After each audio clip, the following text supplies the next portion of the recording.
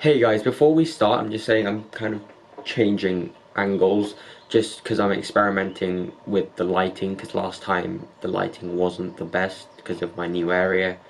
So I think this does hopefully look a little bit brighter and stuff. But anyway guys, let's start with the review.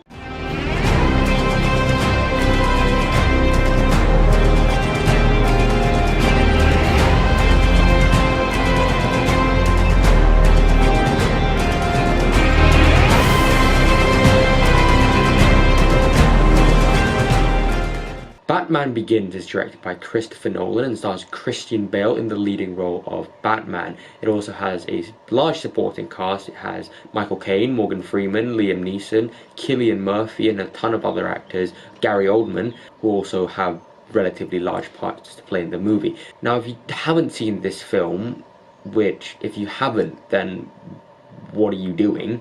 It's essentially the origin story of Batman. After his parents get killed, he goes off and he trains, and to become a fighter, he comes back to Gotham and he becomes Batman. That is essentially the premise of the film. But most of you have seen this, so I will get into spoilers a little bit.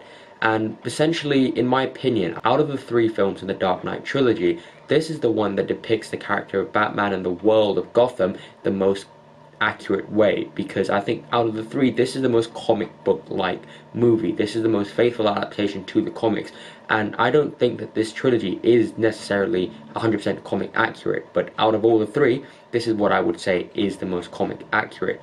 Is that good? Yes, and I'll get into why later. Now, one of the things that this film has going for it when they chose Nolan to direct it was the fact that they were trying to go for something a lot more grounded and a lot more realistic, and I think that that is definitely achieved, because everything about the film feels very toned down and very sort of gritty. Even the world of Gotham, the characters are all more realistic, and the villains are actually not these mustache twirly Mr. Freeze pun making type guys like they had in Batman and Robin. And in all honesty, I do think that this is one of the best origin story superhero films. It's definitely top three, and a lot of that is due to the magnificent writing, the magnificent script, and the story of the film is actually really good, because this is, in my opinion, a lot more than an origin story. Obviously you learn about the character and you understand his motivations, and obviously you learn how he becomes Batman in the first, let's say, half an hour of the film, which is really good. I really like how Batman goes off and trains with Ra's al Ghul. That is how you pronounce it, by the way. It's not Ra's al Ghul.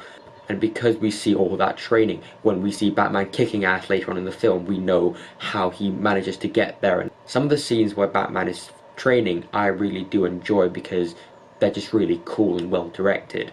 But aside from an origin story, this film was also part crime drama, because there's a lot of corruption going on in Gotham City, and there's a lot of people trying to stop it, the good cops, the corrupt cops, and I really like the idea that Gotham's become so corrupt that Batman and a few others, you know, Gordon and Rachel, played by Katie Holmes, are pretty much like the only people who still believe in the idea of redeeming Gotham, and I really like that. Also, I just love the attention to detail and the little moments in this film. Now, look at this moment, for example, when Bruce Wayne gives his coat to a homeless guy, and later on in the film, when he runs into that homeless guy, the same exact guy, he says this to the guy. Let's go. It's these small moments that really set this film apart and make it feel special, and I really enjoy that about the film. It's just so much attention to detail, and I really like how Nolan starts these arcs and stories with each characters and actually completes them in a nice and satisfying way. That's really hard to do, and I like that. Now I want to talk about the performances, because I haven't touched on those yet. Christian Bale as Batman is amazing. Okay, his Bruce Wayne is amazing. His Batman, although obviously the voice thing is a little bit weird, but I really like him in general. I wouldn't say it's Christian Bale's best performance, but I do think that it is one of his best. Michael Caine is just amazing as Alfred. Morgan Freeman is amazing. Gary Oldman, who I think is like the most underrated part of the Dark Knight trilogy. I'll get into that in later reviews, but I really do love Gary Oldman. And obviously you have the villains. Liam Neeson, you know, a lot of people say that Taken was the film that really showed Liam Neeson as an action star, but really it was Batman Begins, because he has some really cool moments. He's an absolute badass in this film, and most of all, you actually understand and get behind his motivations, which I think is part of what makes him such a good villain. Also, you have Cillian Murphy playing Scarecrow. Would you like to see my mask? he was really sadistically terrifying, and fun fact, he actually auditioned for the role of Batman, but Christopher Nolan thought that he would be better to play Scarecrow, and, so here he is. And he's really good as Scarecrow.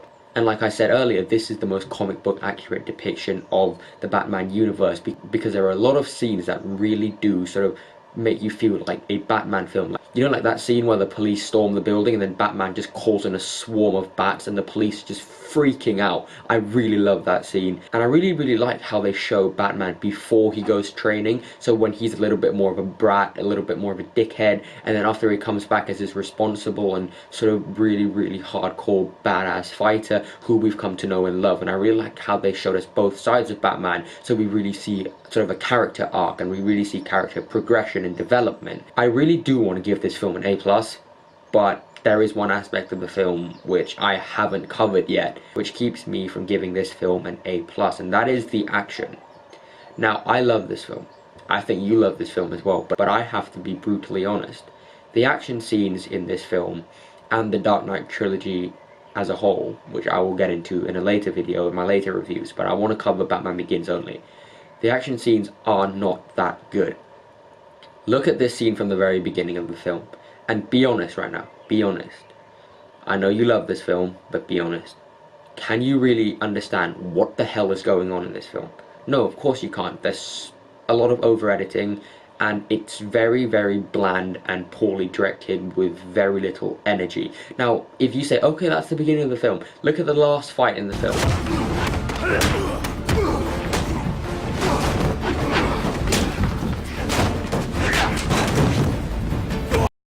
Okay, the tumbler chase is very cool, but I'm talking about the up-close, hand-to-hand combat fight scenes here. They're not that good. They really aren't, guys. And people say, oh yeah, Ben Affleck's Batman is so bad. Now I'm just gonna play that clip of Christian Bale fighting again.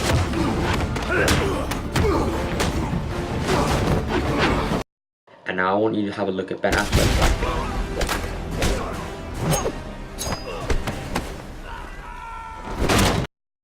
You see how more incredibly well directed that is, and well choreographed and well shot and well edited that is. Batman Begins has nothing on that. The action in Batman Begins is honestly pathetic, but aside from that, Batman Begins is still very much an amazing superhero film, an amazing story, has amazing characters, amazing performances, and for the most part, amazing direction. And that is why I'm going to give Batman Begins an A. Guys, thank you as always for watching. Thank you.